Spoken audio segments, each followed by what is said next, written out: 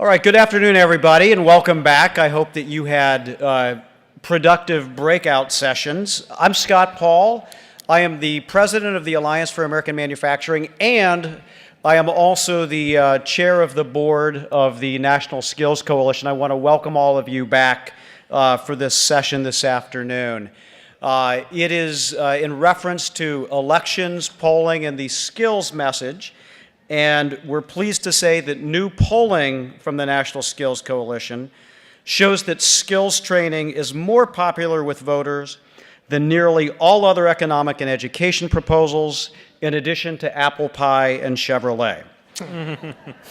The next panel will help us understand what this NSC poll has done and what previous polling has said about skills training as well, how this issue of skills training played out in the 2018 election cycle, and what the prospects are for this issue to rise to the top of candidate platforms in the 2020 election cycle, which, as we all know, has already started in earnest.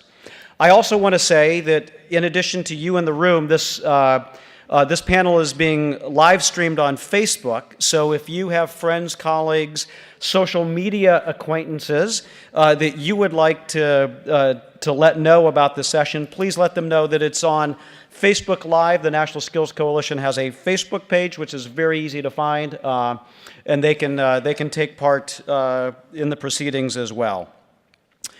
We're pleased and honored to have Adam Harris from The Atlantic moderating this discussion today. Adam covers education for The Atlantic and has had previous positions with the Chronicle of Higher Education, ProPublica, and BBC News. And he is joined by panelist Brian Stryker, who is a partner with ALG Research. Brian plays a key role in the firm's Midwestern, Northeastern, and Pacific Northwest practices. He also plays a key role in the firm's polling in Latin America and in Hispanic-focused U.S. polling. Ann Kim is a vice president of domestic policy at the Progressive Policy Institute. She has written extensively on economic and social policy issues, with a particular emphasis on economic mobility, poverty, middle-class opportunity, and the intersection of policy and politics. Brent Orrell is a resident fellow at the American Enterprise Institute, where he works on retraining programs for individuals without college degrees, including youth, and reentry programs for former prisoners. Rachel Unruh is the Chief of Staff at the National Skills Coalition, where she oversees the coalition's policy organizing, advocacy, and communications strategies. And just before I turn it over to Adam, I want to remind you about Facebook Live and also about the hashtag, and to use that throughout the panel on Twitter, Skills Summit 2019. Adam, over to you. Thanks so much. So thanks, everyone. So Brian, we're going to go to you first. Prior to the 2018 election, a couple of months before, you sent around this memo where you kind of had this really interesting finding, something that kept organically popping up in focus groups. And I was just wondering if you could tell us a little bit about that memo and the significance of it. Yeah, so we work for we work for only Democratic candidates when we're doing political work. And we saw the same thing everybody else saw in 2016, which was huge problems for Democrats among voters without a college education. And a lot of this came to me as an issue where we are not talking to people economically in that sort of cohort. We were hearing from them that Democrats are just sort of pushing me to college, and that's all they really have is a solution for college, and don't really have anything for me.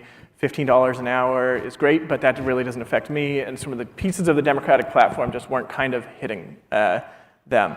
And so in a few focus groups sort of tried out this idea, and then more intentionally moved towards it because people would respond to it across the spectrum, across sort of partisan, racial, economic lines, education lines.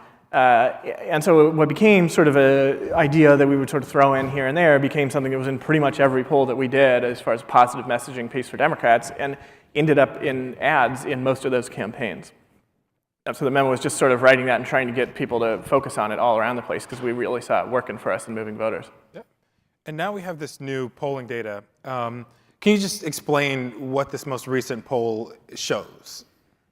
Yeah, so the top line finding is that any way we sort of framed, there's an 8-point policy agenda, each piece of it was sort of more than 80% support. The idea of investing in skills training and more skills training was 93%. I mean, just sort of numbers you don't really see from a policy standpoint. Getting Democrats and Republicans to agree on anything is rare.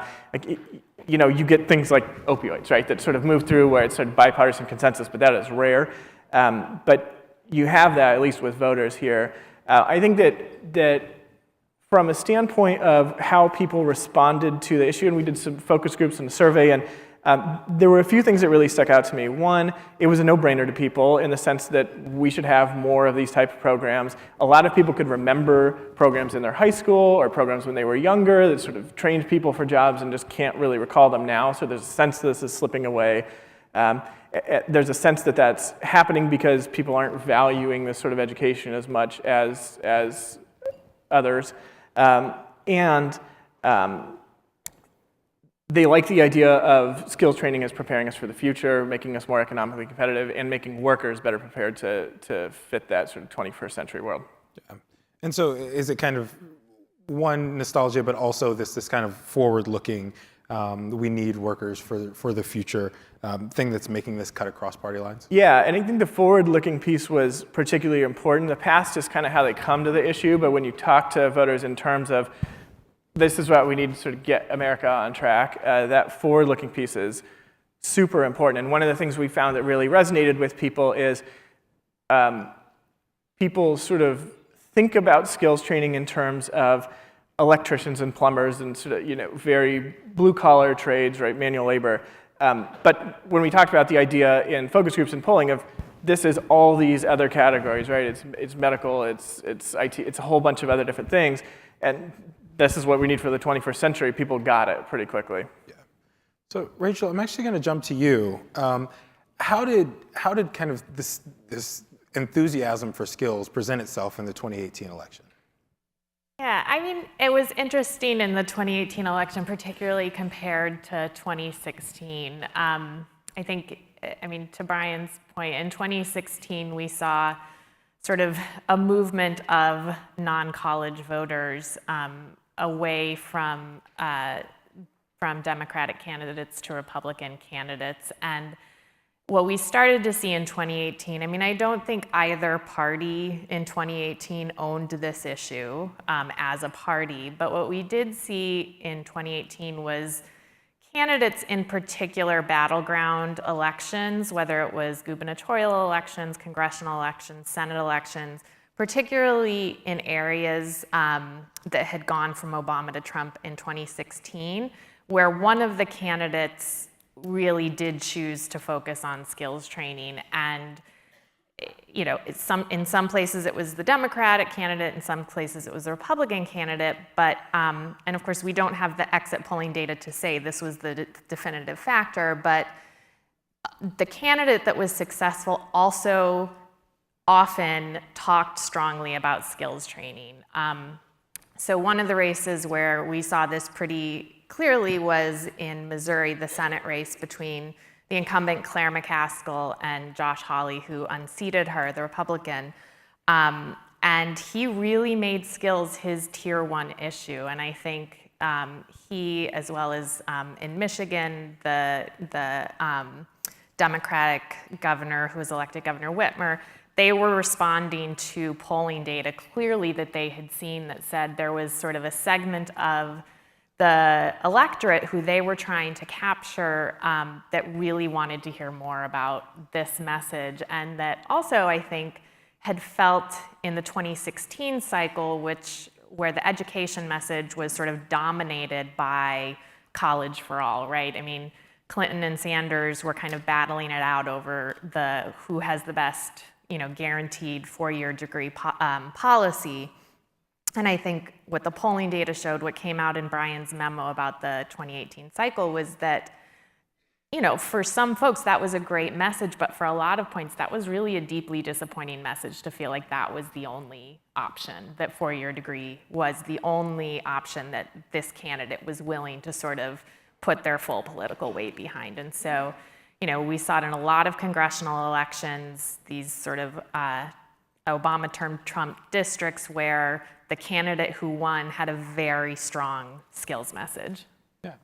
And Anne, I wanted to ask you, so as Rachel mentioned, kind of free college and kind of dealing with debt-free colleges became one of the pivotal issues for Democrats.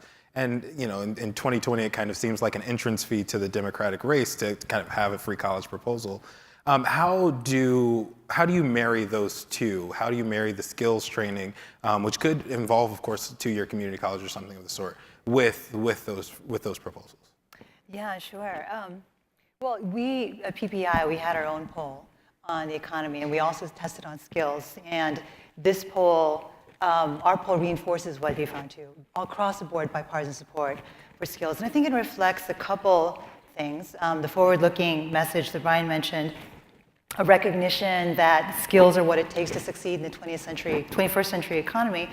But I think the bipartisan support for skills also reflects a deeper set of values that Americans have about their desire to work, their desire to earn a living for themselves, and also how they see government's role in helping them do that. One of the questions we asked was, what do you think is more appropriate? Would you rather see that government, cushion the impact of economic change through ideas like universal basic income or a guaranteed job, or would you rather see government help people succeed through mechanisms such as skills training? And by 81% to 19%, people prefer the idea of government helping people to succeed. And again, it reflects that value of wanting to work. This is where I think that disconnect is happening with the far left on free college and on guaranteed jobs and universal basic income. There's a belief on the left that free college is an inclusive message, but it's actually not inclusive because most people don't go to college or complete it. And it runs directly counter to these values I was just talking about of wanting to work and to earn rather than have things handed to them. And kind of the idea that it's not inclusive, is that saying that the message is more focused on four-year degree as kind of the end goal, or is that saying college right. in total is not as inclusive? Skills are universal. Four-year college is not universal. And secondly, people want ladders, not nets. Yeah. Brent, I wanted to go to you to kind of see some of the things that we should be sussing out in this poll. There was a bit, even though there was kind of overall enthusiasm, there was a bit of an enthusiasm gap there between Democrats and Republicans. So I wanted to go to you and see kind of what that says about how people are supporting these kind of skills.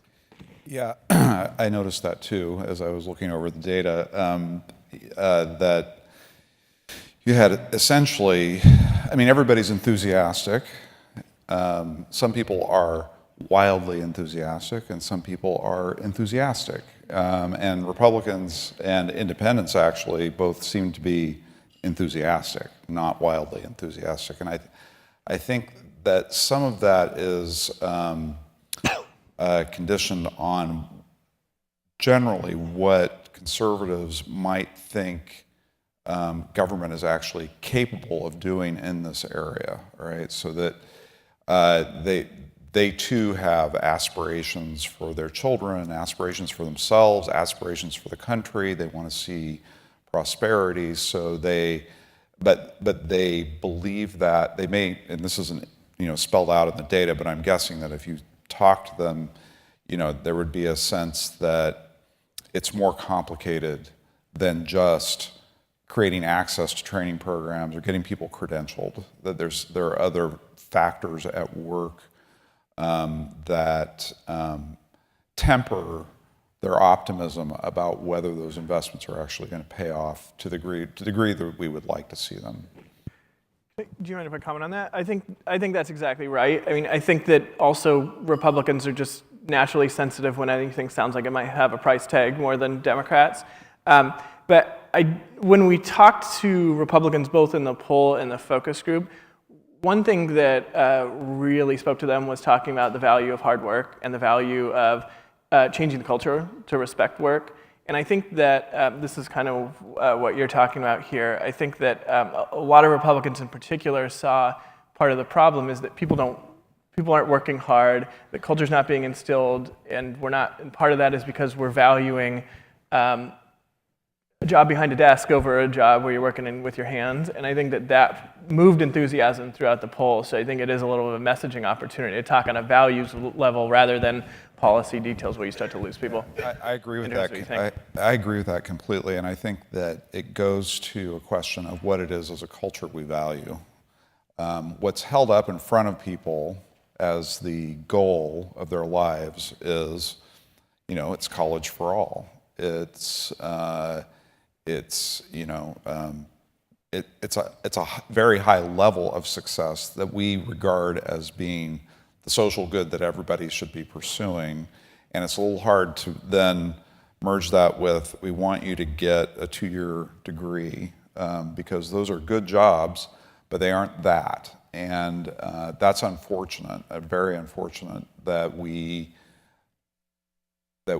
emphasize that level of success as being the only thing that's acceptable.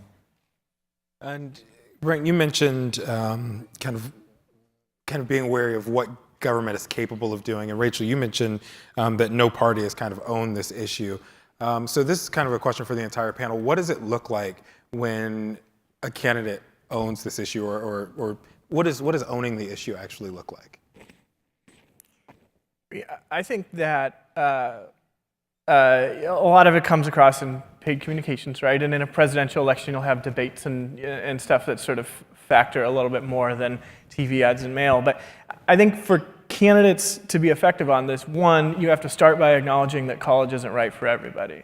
That's the sort of values piece. That's the sort of, that's the sort of piece where you're talking to people that don't have a college degree and they're saying, hey, maybe this is for me. Like, maybe it's time for me to start paying attention to whatever you're saying. Even if I ignored the rest of what you said, I at least heard that someone's talking about me. And then I think it's less about having, for voters at least, a white paper, and this is the number of jobs we're going to create, and these are the money we're going to put into, and this sort of stuff. And it's really just talking about the idea that we're going to make this a priority. We're going to, value people that work hard, and we're going to invest in programs and get ourselves ready for the 21st century economy. I mean, I think that's what it is. It's about showing your values through a policy more than talking about the policy. Can I respond? I think what I would actually like to see is not one party owning the issue, but both parties owning this issue. The beauty of skills is that it is non-ideological in so many ways. We have a very concrete problem. America needs more skilled workers, and we have very concrete solutions. It's not abstract in the same way that climate change is, and any individual person is powerless to do something about it. Skills is something that they're going to go up tomorrow on the Hill, I think, and talk about this, but there are very fixable, incremental, as well as big changes we can make today that both parties can agree on. And I would like to see it not become polarized, and I would like it to remain in this kind of non-ideological, bipartisan space where maybe something can get done in this hyper-polarized environment that we're in right now. Yeah, I think it's a really good point that so many of the issues that divide Americans are issues in which they are going at one another like this. It's seen as a zero-sum game. I win, you lose. And I think that skills taps into aspirations. It gets people looking up and forward about matters instead of trying to protect something, fear of loss, but really what are our aspirations for ourselves and our children? As a people. Yeah. Yeah, and I think in the context of sort of the 2020 cycle and in terms of what it means to own this, I mean, the question that's happening in every press conference of every candidate when they announce, right? When they announce they're running, the question that comes up is, and it's often from, the student reporter in the room or the education reporter in the room is, what are you going to do about the crushing debt that so many people in this country are under from student loans? And I think owning the issue means thinking bigger about what the answer to that is than just, we're going to make that debt go away, right? It's stepping back to that sort of values conversation and saying, how did we get here? Where, because the fact is, there's a lot of polling by other groups too that says, a lot of folks who are getting four-year degrees are questioning the value of that degree to begin with and are wondering, was this the right path for me, or was this the only path that was presented to me? And so I think it's for either party to own the issue. It's when they get that question to step back and say, you know, yes, absolutely, we need to make it more affordable and more accessible for a range of people to complete four-year degrees who want those degrees, but we have to think about this more broadly as, are we presenting the full range of choices? Are we enabling the full range of choices? And are we valuing the types of work and the types of jobs that are done when you go to technical training and skills training? And I think that's really, that's the owning part. It's that it's not, here's my education platform, and oh yeah, by the way, skills training is good too, right? I'm gonna show up at a plant and say it's good for that one photo op. It's really, is it part of your education vision for this nation? And this question isn't for any one person in particular, but of course I have to ask, you know, anytime it's mentioned that maybe college isn't for everyone, it kind of brings up the question of tracking and whether or not we can have these systems and make sure that there's racial equality in these systems and make sure that we're not kind of exacerbating inequality. So how can candidates make sure that when they're building out these models that they're accounting for that? I mean, I would say one of the big things is, you know, we tested basically, you know, the Skills for Good Jobs agenda that we talked about in the opening plenary. We tested every single one of those policy proposals. And a number of those policy proposals, as we talked about this morning, those are proposals that, if sort of adopted in whole as a package, are going to promote more racially equitable outcomes, not just in skills training, but in other degree programs in the Higher Education Act. And so we know that there's strong support for those policies. I mean, and it's across the board, like you know, across all of the Skills for Good Jobs agenda proposals, there's 80% support across parties, right? That's more than like how much people agree that the Super Bowl was terrible this year, right? Like that's huge. I know, there's people from New England. Sorry.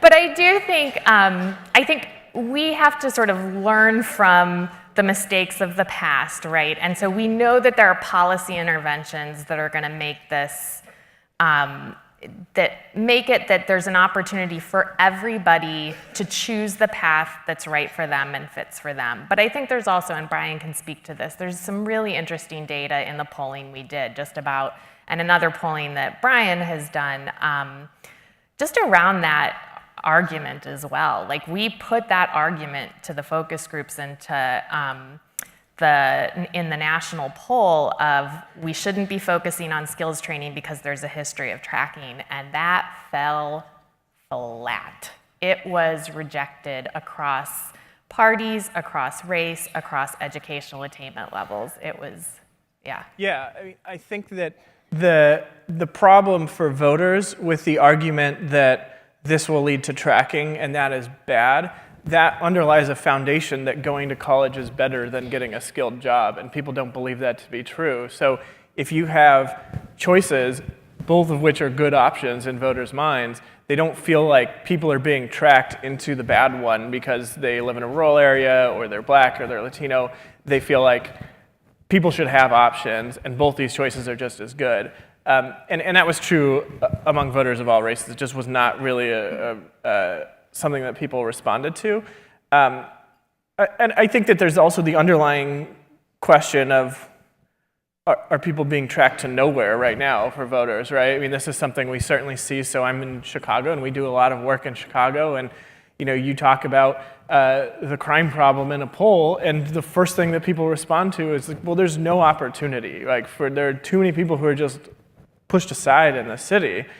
And so, and certainly when you talk to black voters, but all across the city, people really respond to the idea, and this is something that the mayor has done and pushed, and there are people talking about it in the campaign, for example, that having options for people all over the city too, right? Wherever they're at, whatever their race or their education background, can only help solve that problem. So I think that the tracking argument, people responded in their focus groups, they said, that is an elitist argument to make. That is an argument that is, you're sitting up there and saying that you're putting people in this program that's not college, that just isn't good because it's not college, right?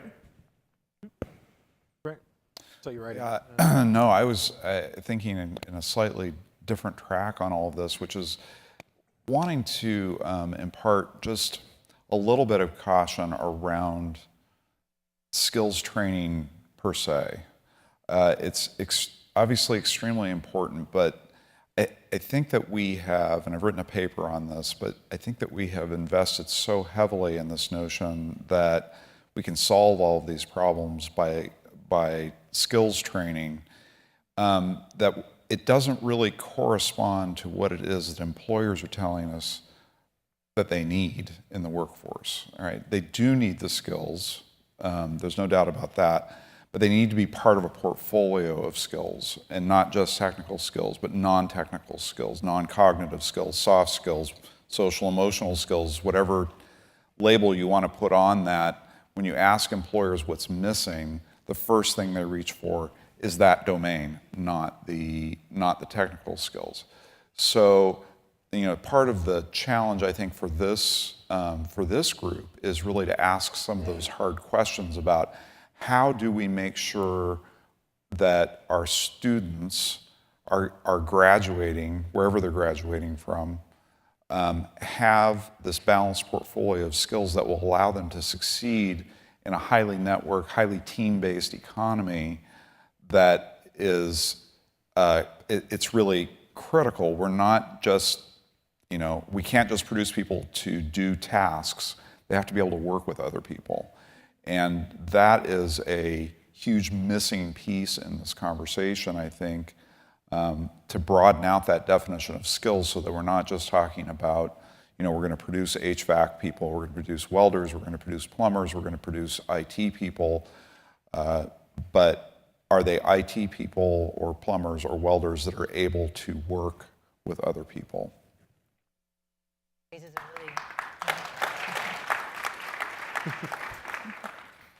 I agree with Brent completely, and he raises a very good point about a set of issues I think that are necessary in order to immunize also a bit on this tracking conversation. And that's the need for a very transparent and trustworthy credentialing marketplace. To the extent that the skills conversation is going to equalize with the higher education conversation, what we want is all higher ed to be on equal par with each other, college, skills, career ed, whatever it is, it needs to have parity. But in order to do that, measuring the value of credentials, understanding what's trustworthy, linking it to what employers need, having that information available to students, and being very transparent about what people are buying, how much they're going to pay, and what they're going to get out of it is going to be very crucial to that conversation about tracking, about the value of skills, about everything else. And it will challenge the higher education establishment to match that.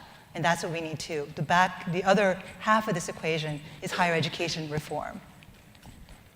Rachel, you were shaking your head. Yeah. It seemed like you had. Just the ideas that you're mentioning. So quality assurance, strong employer partnerships, stackability, all the things that we need to do differently in order to make these credentials have value, to be able to demonstrate their value.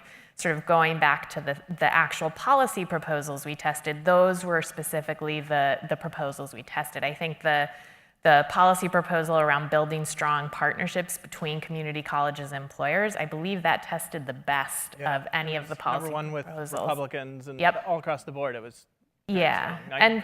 And so like all of the policy reforms that need to happen to get us to a place where we have better outcomes from these programs, where we have, that we can demonstrate through data, that we can demonstrate quality through, employment and earnings outcomes. All of those policies that help get us there have strong support. They're not going to necessarily voters aren't going to talk about them in that way, but they fundamentally support the policies that we know are necessary for better outcomes, more racially equitable outcomes across skills training and higher ed. And can I add something to that, which is that people would certainly like those accountability measures and sort of value, but they also believe intuitively and fundamentally that skills training programs are effective and you cannot change their mind. Yes. So we tried to explain to people or show them like a negative argument of, data shows that programs aren't effective and they don't work. But the best response to that was somebody in the focus group was like, if these programs don't work, then why are there plumbers and electricians? It was like, if you can't be trained for a skilled job, then why are there people doing skilled jobs? And so it just doesn't run into anything close to reality for people, regardless of what, I'm not here to sort of analyze the studies, but I wonder why there are plumbers, electricians, if they don't work. But you have a lot of trust built in there that the programs are already effective. So I think that you're not trying to clear too high a bar there. But along those lines, you also mentioned earlier kind of the difference between the old formulation of what skills were and kind of what skills actually are, just in thinking of this broader definition of skills training. How do candidates kind of differentiate, or what should we be looking out for in terms of candidates differentiating themselves in terms of an expansive view of skills training rather than kind of the, I support welders, so that's my skills training platform? Which is a good platform. But Yeah, I like I said, I think that this is obviously a very good issue in depolarizing the electorate, getting people to focus on their aspirations for themselves and their children and their communities and for the country. And I think that I'll just judge by the little short outburst of applause here that there's something deeply resonant in people about this recognition that it's more than just training in a technical sense that's a problem right now. And that actually points to some very deep challenges in our families and our society that we can take some of this language around skills training to say it takes a lot to succeed in life. It takes a lot of preparation, education, attention, love, and we have to be supporting our families to help them get there with their kids. The capstone of that is technical training, or it's a 4-year degree, or it's a career, but the process is something that takes a lifetime, and that we need to be supporting families so that they're able to help their children succeed in that way, along that pathway. Ann? I think that for a long time, skills has been the tail end dog. But for candidates to really talk about this issue, it really has to infuse the entire agenda. And this includes K-12. This expansive view of skills has to include the social emotional learning component that's becoming more in vogue in schools, but needs to be really part of it. It means career exploration in 7th grade, 8th grade, 4th grade. More of a P16 approach to what education is and the handoff to the career versus this very academic, college-focused view of secondary education that we have now. So anyone who talks about skills really has to be mindful of how it plays in every aspect of their education agenda, not throw a bone to skills because they think that it helps with some core electorate, but really think about how it influences policy levers throughout the entire educational chain. I totally agree with that. I think there's you could talk about education and especially education reform and sort of the sense that there's this over-reliance on testing today, and that's been sort of driving a lot of these programs out of schools because all we test is reading and writing, and so that's all we teach, right? This sort of argument.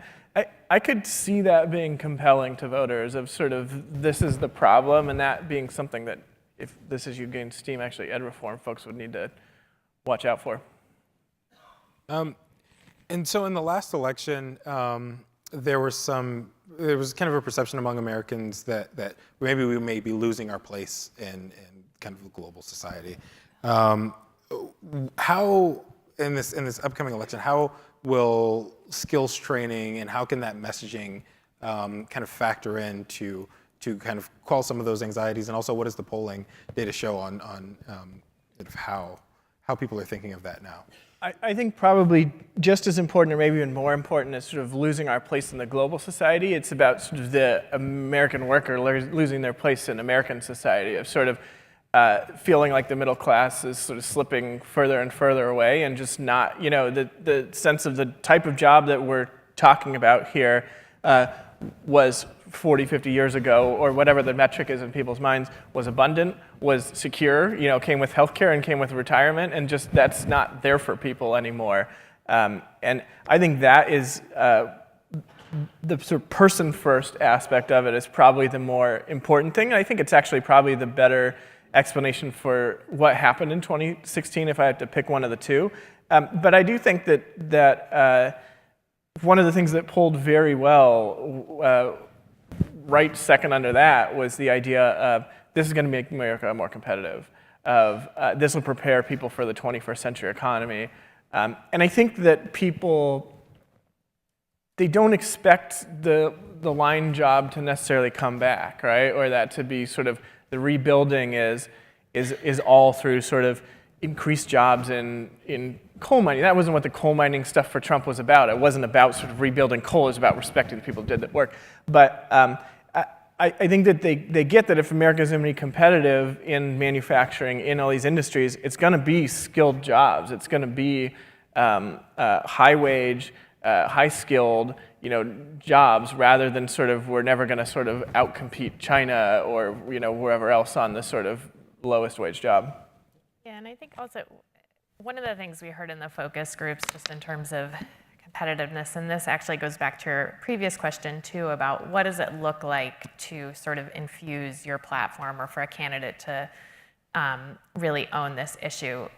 There was, in one of the focus groups we did, the Republican focus group, there was a gentleman who, he said some version of, basically he said, college is one and done, skills training is forever. It's something you do over and over and over throughout life, right? Because technology is constantly changing, jobs are constantly changing, and I think that is one of the sort of big shifts we have to think about in terms of our messaging, and I think that candidates have to think about is changing this idea that education is something that happens and then it's over and then you work, right? That this really is something that it goes on throughout a career, not because, you are somehow deficient as a worker because you don't have the skills, but just because the demands are changing on a regular basis. And so I think that's part of the sort of competitive, sort of how do we stay competitive, is we make sure our workforce has the ability to reskill constantly. Well, and that was, we did the focus groups in Michigan where the previous governor, when the auto particularly went down, in Michigan was probably hardest hit by anyone by, they were calling it a single state recession in Michigan before the rest of the 49 caught up. And she had a No Worker Left Behind program that people really mentioned and sort of resonated with them as this really helps people get back on their feet. Yeah. And that is exactly talking about the retraining piece of it too. In terms of how that plays out in polling, in terms of just generally retraining, if we're trying to think of skills training and kind of education on this kind of continuum, right, where you're continuously learning, you're continuously building skills, should we be thinking of it as a retraining or as a continued training along that continuum? I think it's going to depend on the individual and the industry. It's one of the more interesting little factoids that I've stumbled over in the last 6 months has been the fact that about 60% of people working in IT and other high-tech fields leave those careers after 10 years. So they've gone through either 2 or 4 years, they've gotten some sort of degree or certification, they're a coder, they're doing something, and they work in that field for about 10 years, and then they leave. And that's because the wage premiums that they start out with shrink over time. And at 10 years, about the time that your life is really starting to get complicated with mortgages and kids and things like that, you're not getting promoted and you're not getting raises. And so this idea, this one and done idea, is just strictly not true. It doesn't matter whether it's technical skills or a 4-year degree. In this economy, it's a constant process of trying to figure out where you fit, where your skills are going to fit in that economy. And we're only beginning to taste this problem, right? This is only the very leading edge of a transformation that's going to sweep through the economy over the next 50 years. Half the jobs that exist today won't exist then. Automation, robotics, all of those things are really going to pile up. And I'm convinced the single best investment that you can make are these very strong kind of core skills, and including adaptability skills, along with an understanding of technology as it currently is, plus the evolution of that technology over time. That's, I think, the formula. And I wanted to ask you, since this is kind of a big tent issue, how should we be thinking about this, and one, that adaptability, that kind of creating the skills or gaining the skills that allow you to adapt to that change in a rapidly changing economy? How should we be thinking about that through the lens of income inequality, and how it can kind of be a salve for it? Mm-hmm. I think that there's actually a little bit of, at least on the far left, maybe a misunderstanding of what inequality actually, how it's lived in an experience. It's not just about the rich getting richer and the poor getting poorer. I think there is genuinely an inequality of opportunity as is distributed across the country. And so in my mind, what is unifying potentially about equalizing opportunity is to think about the amount of opportunity that's gone to the coasts, to the highly coastal areas, Amazon, for instance, coming to Virginia and Long Island versus out to West Virginia, or out to Ohio or Michigan. And the difference between the areas of the country that are not getting opportunities and the places that there are is skills, is the lack of a trained workforce in these areas. Skills are the lever to deal with this question of inequality in all of its aspects, whether it's jobs or wages or incomes, training. That, I think, should be the unifying big tent message versus 70% marginal tax rates or bashing corporations or whatever it is that will turn off, I think, a large part of the American electorate. But to really focus on this as the way to empower individuals to tackle this challenge at its root. Brent, I saw you nodding. No, I agree. So I also wanted to ask, kind of heading into 2020. I'm already working on 2020 stories, and that's a thing. So if there were any kind of any things that you all were kind of astutely looking out for, like the maybe one or two things that you all are saying, this is what I am looking for from a candidate as kind of their centralizing message on this, what would it be? And I'll kind of go down. Oh, I don't have any opinions about Yeah. 2020. But I think you might be, if you're just starting stories, you might be 6 months too late on the 2020 stuff. I took a little break after 2018. Yeah, fair enough. Ann? Well, my organization, our motto is radical pragmatism, and I think that would be how I would, that would be my filter for looking at what candidates have to offer, especially on something like this. On the question of skills, it is eminently practical, but you can also be very radical in the sense that you're really thinking about upending how we think about college for all as something that's held up, as something that we all should aspire to, really challenging that assumption, coming up with a set of policies that give parity to skills and dignity to all work. It would be a very, very different message for a Democratic candidate to offer, and I'm really looking forward to pushing that message and hoping someone adopts that. Yeah, I think the dignity of work is, I mean, that really, just thinking back to the focus groups and what we saw in the polling, I think that the idea of the dignity of work and that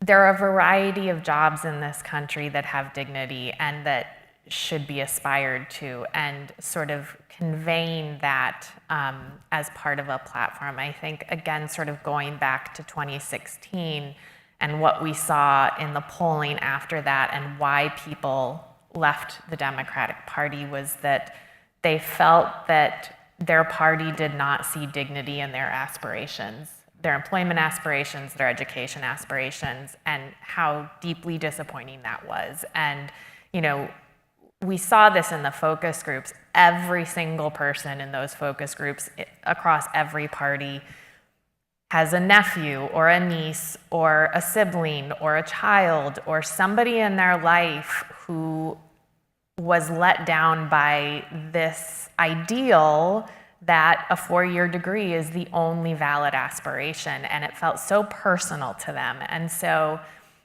I think they felt that personal disappointment in the 2016 cycle when they heard that as the response. And so I do think there's an opportunity for the many candidates who are throwing their hat in the ring, you know, when they get asked that question at their first press conference and every press conference afterwards, to just reset that paradigm and to communicate that they are resetting that paradigm and that they are thinking more broadly about this issue. Yeah, and so on that point, and I agree. I think of just going back to Gretchen Whitmer one time, who is, she started her campaign, her first ad, and we talked about skills training pretty substantially, but we talked about it often in the frame and which we started the campaign with, which was when she was 16 years old, her first job was at a lumber yard, and then her next job was stocking the food trays at Royal Fork Buffet. Like, now Gretchen, her dad was the CEO of Michigan Blue Cross, and this was never an attempt to paint her as like this struggle, and that's not, the point was that Gretchen was always working. She was just a hard worker, and she just throughout her life was just doing something. And we talked to people, and they said, actually, that makes us respect her more, because she could have sat there and done nothing, and she would have been fine, and they would have paid for college and whatever. But she went out there and worked. She was out there, and I think that is the point that is being communicated here. It is not.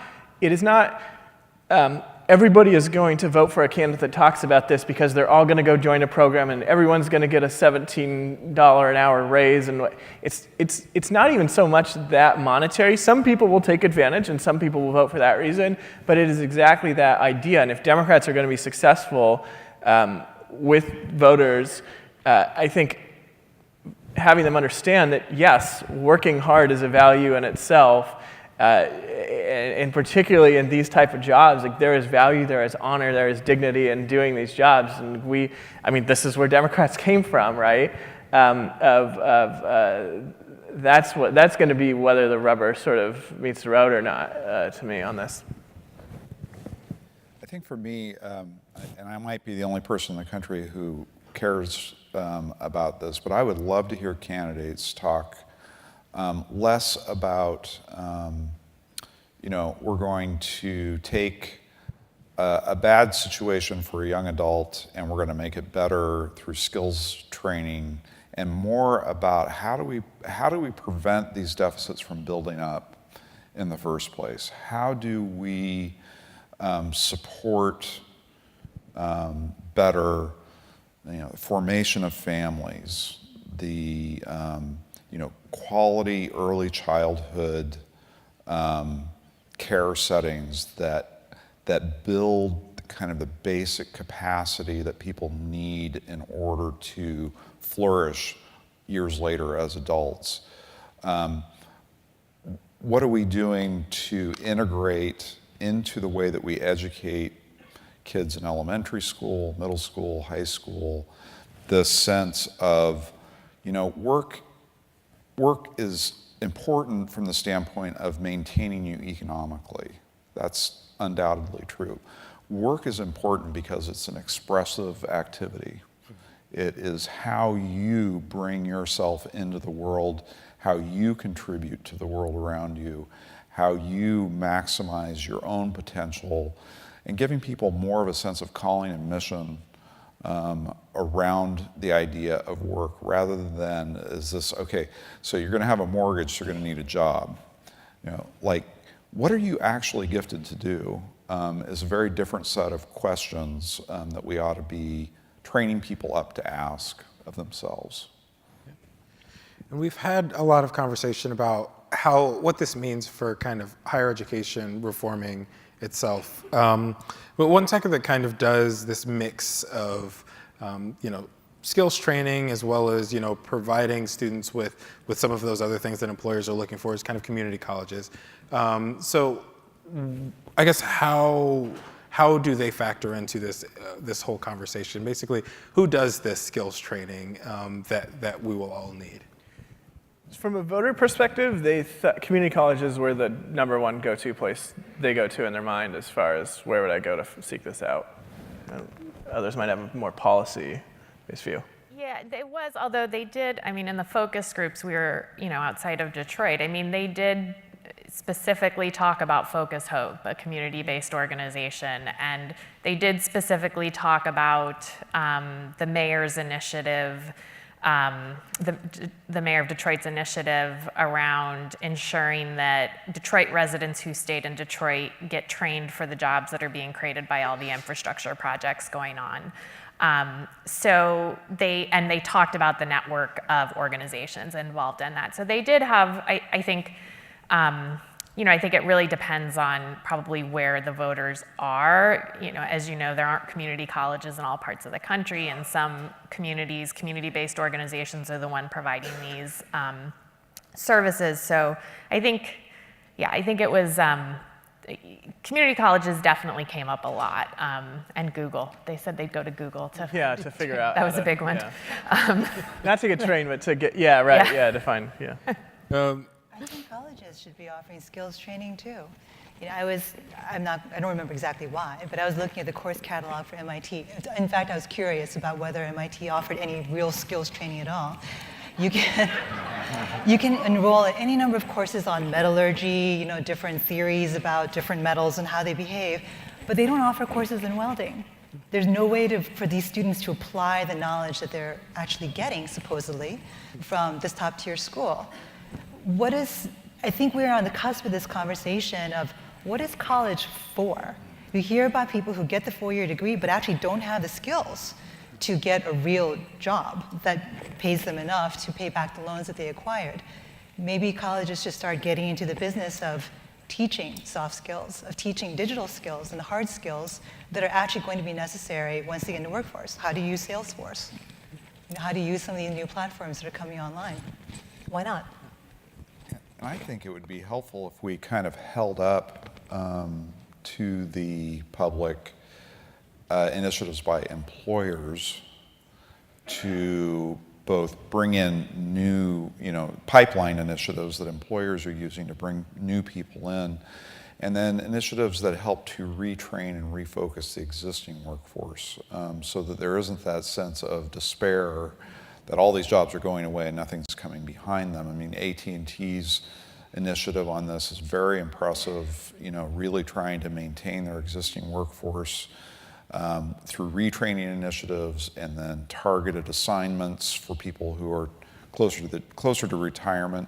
They don't really want new training, so they're sort of plugged into maintaining legacy systems. There's employers we need to recognize what they're doing. We need to encourage them to do more in terms of preparing people, because when you talk to the public about what kinds of training they have confidence in, I think there's a much higher level of confidence that something you get from an employer is going to be useful to you.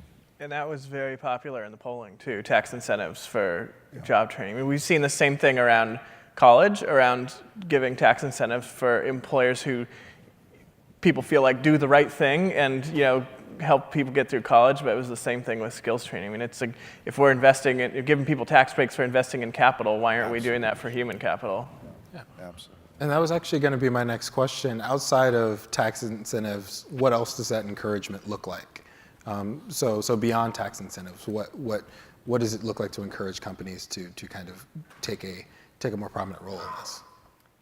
Yeah, I mean, one of the proposals we tested in addition to the tax incentives was essentially around support for local industry partnerships. So having, funded capacity on the ground to convene, small and mid-sized employers, to convene community colleges, community-based organizations, workforce boards, all the stakeholders at the table.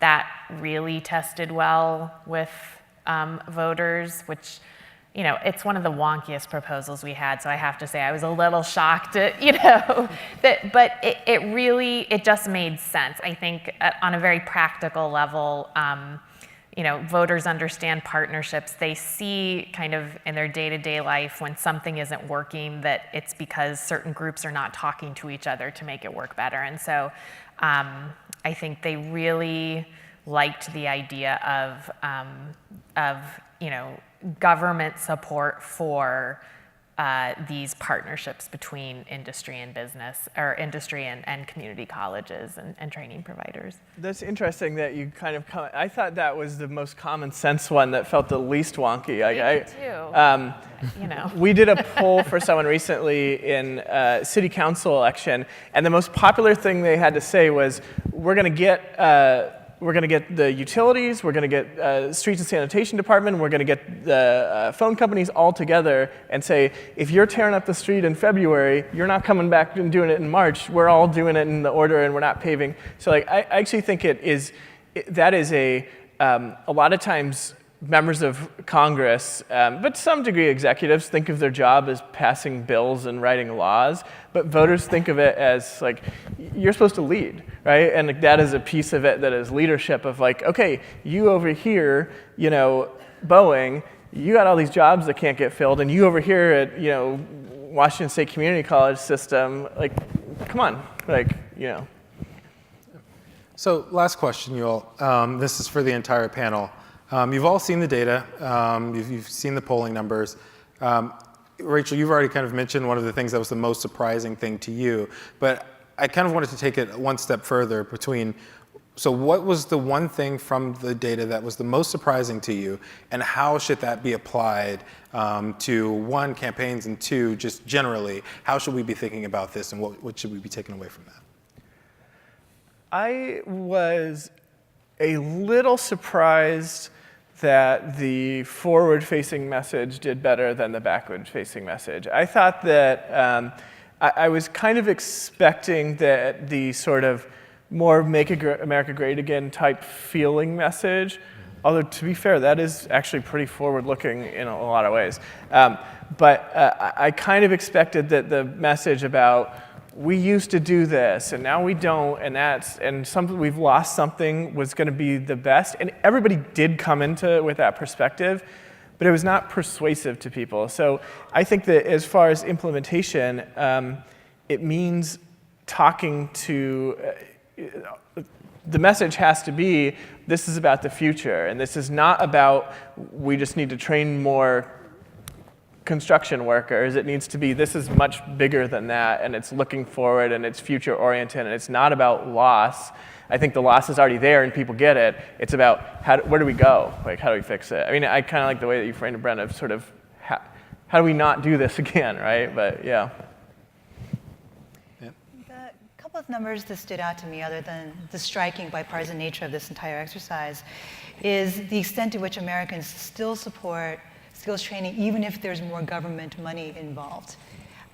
That and their strong support for a candidate who is more willing to support additional funds. So I think that cuts against some of the orthodoxy around budget and concerns about deficit. It's okay for a Big Ten candidate to get out there and say, we need to invest more in this, without running into conservative concerns, or maybe it's downplayed. I think the biggest political challenge, honestly, could be to convince a candidate that this should be the centerpiece of their economic agenda, that this is a winning political message. And the slides you have in there about the political appeal broadly for this really need to be elevated, because it would be great to see more candidates running on a forward-looking agenda that has put skills and workforce at the centerpiece and not as an issue over here when you have immigration or inequality or something that doesn't hit home as much as skills does. So I think I would look at really tapping into this. Okay, so we've got this consensus. You've got it. It's a little uneven in spots, but you've got a consensus across the board that this is good, it's important, we need to invest in this. And I think that the messages that you need for various people within various populations within the country are somewhat different, all right? And so the aspiration message, I think, works really well. It maintains the sort of that bipartisan, non-polarized atmosphere. And I think to shore up where you see some, lower levels of enthusiasm among independents and Republicans, focusing on the sort of shared responsibility question to get to success, what does it take? Okay, it does take good training programs. It does take good educational programs, elementary and high school. It does take, employer engagement with systems that are preparing people for work. But you know what? It also takes effort on the part of individuals and families to make these things happen. And I think that message around sort of shared responsibility for doing this is something that would, people have the aspiration, and that message of responsibility calls them toward that aspiration. So that's, I think, what I would focus on. Yeah, I think and I should say, everybody's going to have a chance to decide which of these findings is most surprising to them. We will be releasing all of this data next week. It'll be up on our website, so you'll have a chance to see how, across all the questions we ask, how it polled. But I think one of the most, and this shouldn't have been surprising, but it was a good kind of wake-up call, was actually in all the opposition messages that we tested. And a lot of those opposition messages are sort of debates that we get into among, for lack of a better term, policy elites, right? Like the professional advocates, and that includes, national advocates, state advocates. We get into these conversations and these debates about which thing is it, one in particular that we tested around, it's not about skills, it's about wages. And voters were so confused by that. They're like, what do you mean? Why do we have to choose? Why is this, and sort of these ways we get locked into these sort of these debates at the sort of policy elite level that, when you go sit in a focus group, you realize how we claim to represent what people feel, and we don't always have the data that we need to really understand that. And so I think all these sort of fights that we get into in sort of policy circles sometimes, when we took those to the voters, they were just like, really, people? I mean, like, come on. So it made me rethink how much time we spend refuting a lot of the arguments against skills training. If I can just respond to that for just a second, because I think you're absolutely right. And I think that Americans are essentially very bootstrappy people. They believe in hard work and in aspiration and in hope and in the future. And this plays into all of that. So I amen. I think that's great. And of course, we could talk about this all day, but I'd like to thank our panel, Brian and Brent. Rachel, thanks so much. Thank you.